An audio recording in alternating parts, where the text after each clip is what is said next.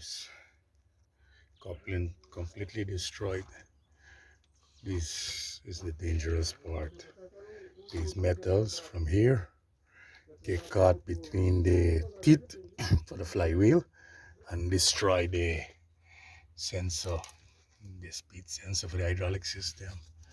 That's a possibility. Sometimes they even go behind the flywheel and damage the back end seal. So you need to change this urgent. Sorry to make a video with the sound that it make when you turn off the engine. When you stop the engine, it make a sound clack clack. That's metal to metal. That's how you know that this is in this condition. See here, totally destroyed. This is the new part. We have to put there.